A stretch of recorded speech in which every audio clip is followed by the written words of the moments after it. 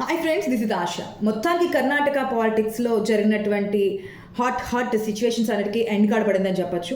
సిద్ధరామయ్య తన సీఎం పదవికి రాజీనామా చేశారు. నిన్ననే మనం చూసాము గవర్నర్కి అపాయింట్మెంట్ కూడా కోరినట్టుగా తెలుస్తోంది.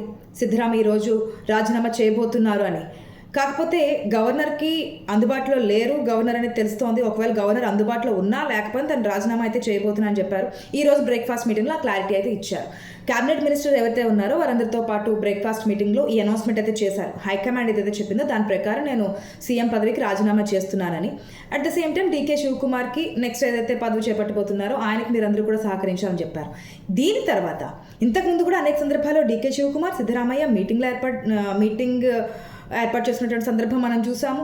బ్రేక్ఫాస్ట్ మీటింగ్స్లో కలిసినటువంటి సందర్భం మనం చూసాం. మీడియా ముందుకు వచ్చినటువంటి సందర్భాలు కూడా మనం చూసాం. కానీ ఎప్పుడు చూడండి ఈరోజు మనం చూసింది ఏంటంటే ఈ అనౌన్స్మెంట్ తర్వాత డీకే శివకుమార్ సిద్ధరామయ్య కాళ్ళు మొక్కి ఆశీర్వాదం తీసుకుంటున్నారు. తర్వాత ఇద్దరు ఆలింగనం చేసుకున్నారు.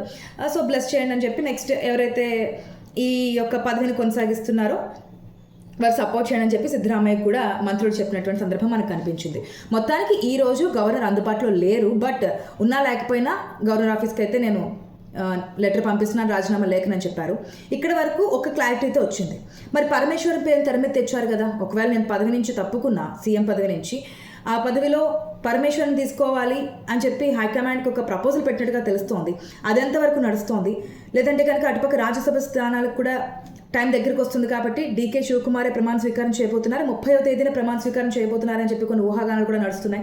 30వ తేదీన లేదంటే నెక్స్ట్ వీక్ ప్రమాణ స్వీకారం చేస్తారా, డీకే శివకుమారే చేస్తారా, ఇంకేదైనా మార్పులు జరగబోతున్నాయి ఆ రోజున అడిగినది అయితే క్లారిటీ రావాలి. ఇప్పటి వరకు ఉన్నటువంటి క్లారిటీ అయితే సిద్ధరామయ్య రాజీనామా చేశారు సీఎం పదవికి సంబంధించి. నెక్స్ట్ ప్రాసెస్ ఏ విధంగా ఉండబోతుంది, ఇంకా క్యాబినెట్ మినిస్టర్ సంబంధించి కూడా నడుస్తోంది.